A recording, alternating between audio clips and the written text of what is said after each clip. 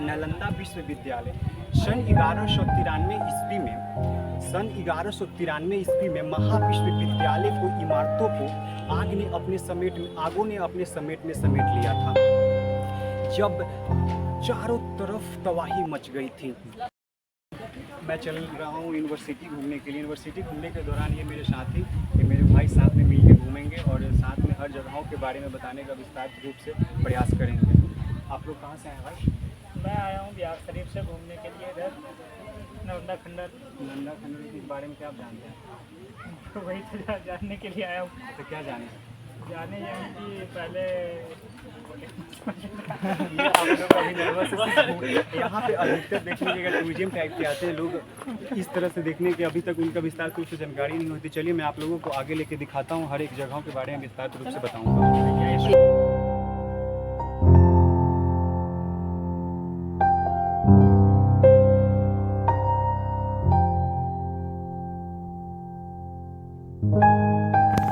नालंदा का खुदाई तत्काल समय में बंद है।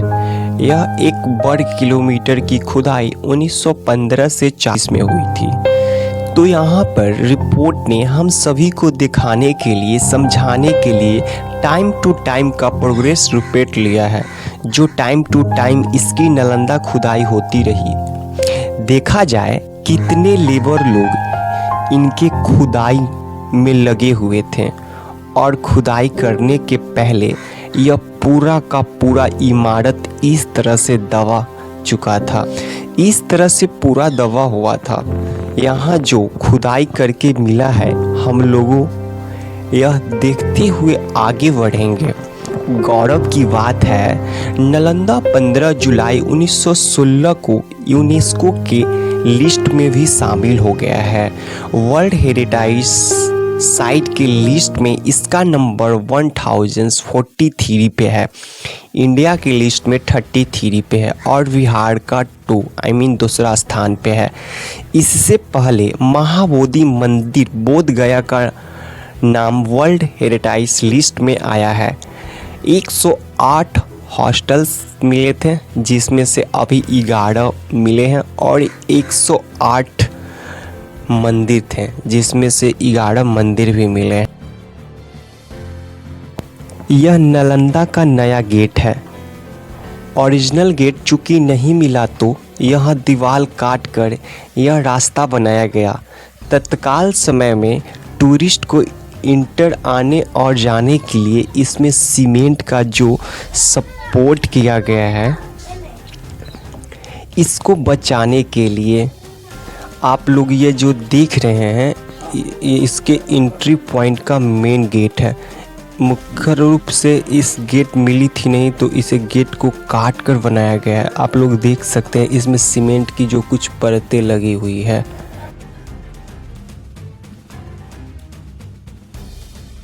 चलिए मैं आप सबको सबसे पहले लेके चलता हूँ नालंदा का मेन स्तूप।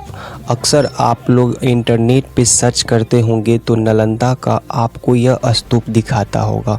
चलिए मैं आपको सबसे पहले उसे दिखाने का प्रयास करता हूँ।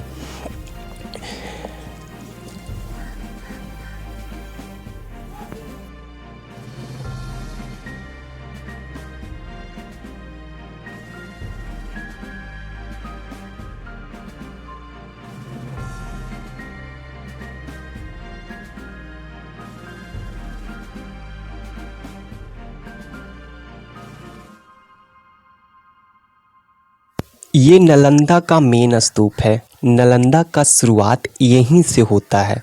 नालंदा के सेंटर पॉइंट के रूप में भी इसे माना जाता है। यही है वो सारी स्तूप जो भगवान बुद्ध के प्रिय शिष्य की यादगार में बनवाई गई थी। यहाँ सबसे पहले स्तूप को राजा अशोक ने बनवाया था। फिर जब यूनिवर्सिटी बनी, वह सीढ़ी के द्वारा इसके ऊपर किया गया। इसके ऊपर बुद्ध का बहुत बड़ा मूर्ति था, जो अभी टूट गया है।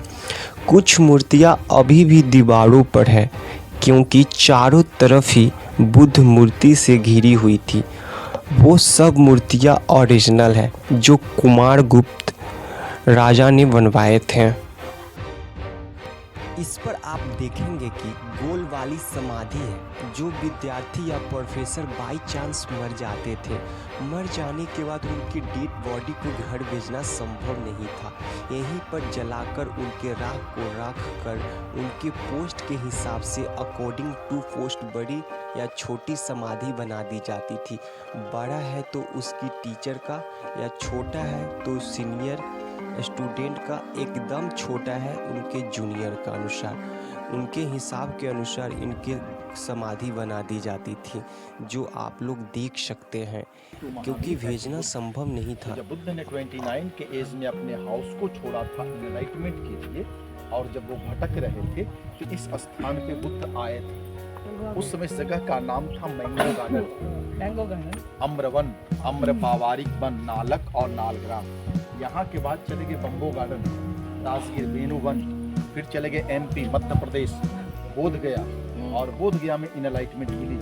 जब इनलाइटमेंट मिली तो यहीं से बुद्ध 2 शिष्य लिए, जो कि भगवान बुद्ध और भगवान महावीर को 11 disciple, the 2 disciple Nalanda, Shariputra and महामुगलायना।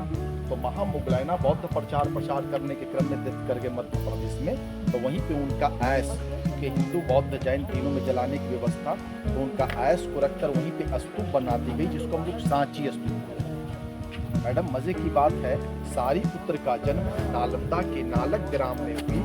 जिस कमरे में जन्म हुई उसी कमरे में मृत्यु हुई, और जिस डे बर्थ उसी डे डेथ। तब नहीं, वो तो बुद्ध पूर्णिमा भाई भगवान बुद्ध के डिसाइपल के मैं बात कर रहा हूँ, सारिपुत्र का। महामुगलायन का मैंने बोल चुका, मध्य प्रदेश। सारिपुत्र का जिस कमरे में जन्म हुई उसी कमरे में मृत्यु हुई, जिस डे बर्थ उसी डे डेथ। तब से बौद्ध पवित्र स्तूप। कार्तिक पूर्णमासी को ही जन्म हुई, कार्तिक पूर्णमासी को ही मृत्यु हुई, जिस कमरे में जन्म हुई उसी कमरे में मृत्यु हुई, तब से बौद्ध पवित्र स्तूप। तो शारिपुत्र को ऐश को रखकर जो फर्स्ट स्तूप बनाया वो लोकल पीपुल्स। सेकंड में बनाए मॉन्क्स, थर्ड में भी मॉन्क्स, अब फोर्थ में अशोका गए 3 BC में, और उन्होंने स्तूपे पे स्तूपा बना करके एक बौद्ध विहार का निर्माण किया। जो मैंने अभी विहार दिखलाया ना, उसी तरह का एक बौद्ध विहार यानी रिलीजन स्कूल खोला अशोका 3 BC में। उसमें मात्र केवल बौद्ध भिक्षु लोग रहते थे। वो 2 काम में, काम पाठन रीडिंग और दूसरा वर्शिप, है ना। भगवान बुद्ध को 1000 साल बाद ये मगध थी 16 महाजनपद, जिसमें सबसे समृद्धशाली जनपद मगध थी। और जब मगध प्रशासन कुमार गुप्त को आया तो उन्होंने देखा तो बौद्ध विहार है, इसको कन्वर्ट कर दिया महाविहार, यानी यूनिवर्सिटी का दर्जा दे दी। तो 10/5 में चलेगी, जो मैंने बोला कि 50 सेंचुरी 430 में चलेगी। तो 2 लाइन में समझना है, बिफोर क्राइस्ट में अशोका के समय नालंदा बौद्ध विहार थी। AD गुप्ता का टाइम आया यूनिवर्सिटी, है ना। तो मैडम ये जो हम लोग ऊंचा जो देख रहे हैं, ये शारिपुत्र स्तूप, या birth palace and death palace.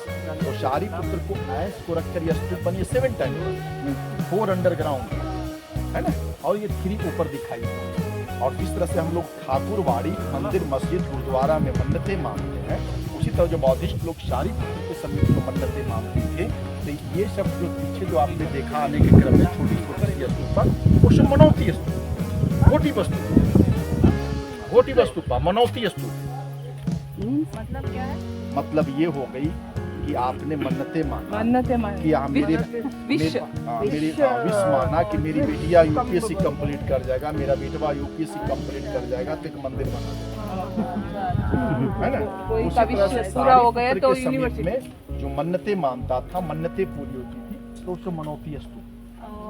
World का फर्स्ट रेसिडेंशियल यूनिवर्सिटी थी नालंदा। तो जब टीचर्स लोग का डेथ होती थी तो ट्रांसपोर्ट कम्युनिकेशन का साधन थी ही नहीं, तो उनका ऐसा सारिपुत्र के समीप में स्मॉल टीचर्स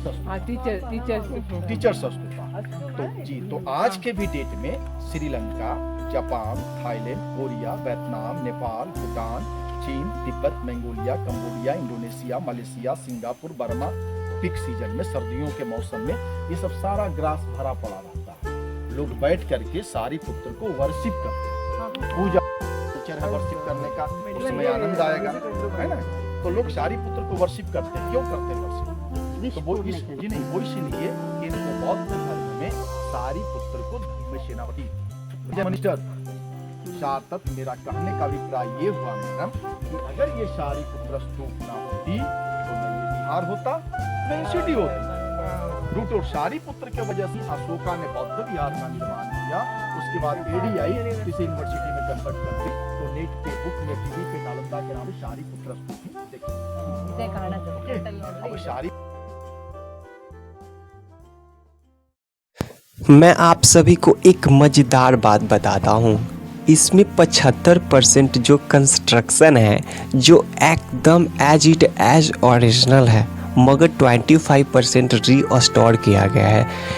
आप लोग ऊपर से जो 4-5 लेयर देखेंगे वो उसे पुराने ईंटे को जो इधर उधर बिखरा हुआ था इसको बचाने के लिए ऊपर से लगाई गई है।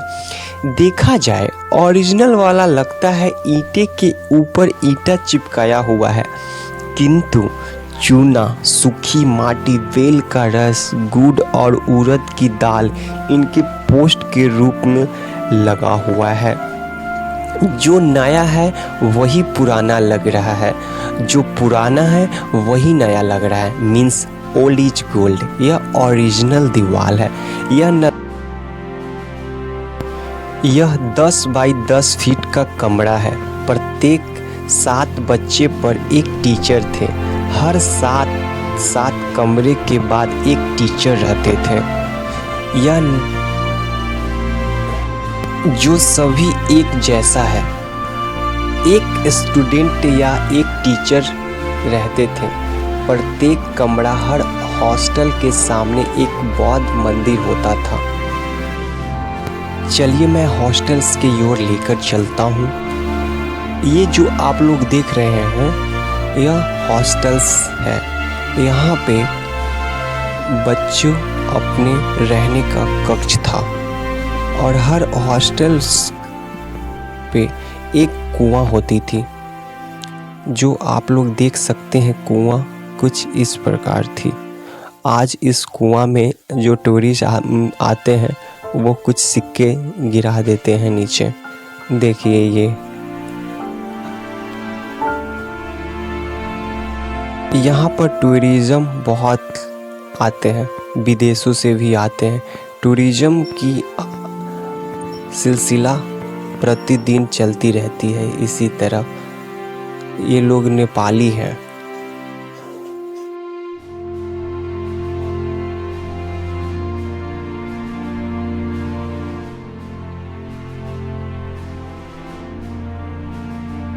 नालंदा खंडहर कुछ ऊंचे स्थान पर से देखने पर कुछ ऐसा लगता है।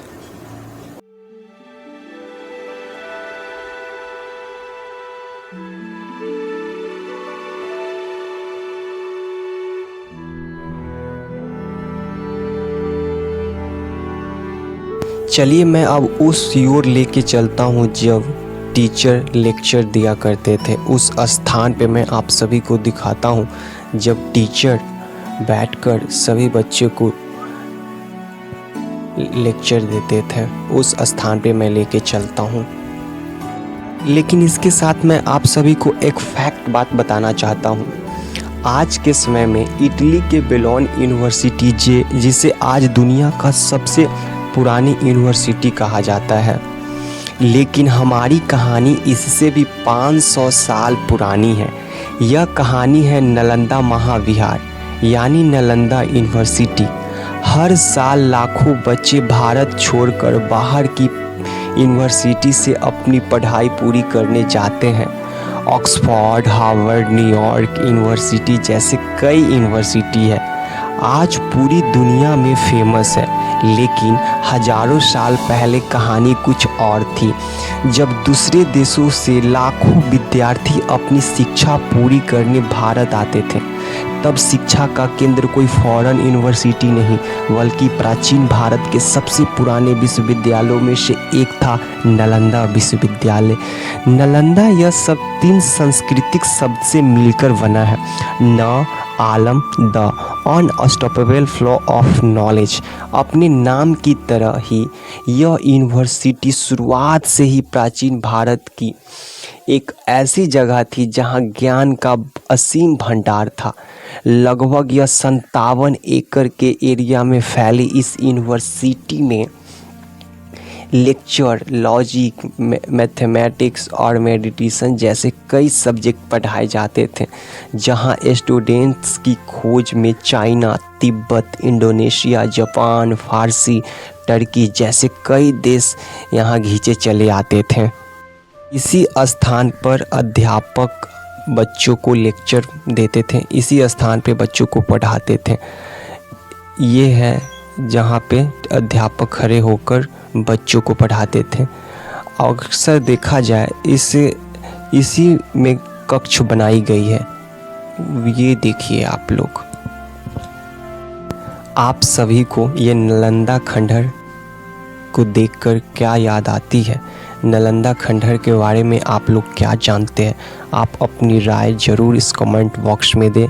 अगर यह पसंद आई तो आप अपने दोस्तों के साथ इस वीडियो को शेयर करें, ताकि हमारे अपने इतिहास के बारे में जान सकें। कि मैं आप सभी को नालंदा विश्वविद्यालय के पुराने जुड़ी हुई कहानी को लेकर मैं आप सभी को एक और वीडियो लेकर आऊँगा, जिसमें से मैं आप सभी को पूरे डिटेल से बताऊँगा कि हमारी जो ये नालंदा खंडहर है, ये खंडहर बनने के पीछे का कारण क्या था, किसने ऐसे ये करवाई।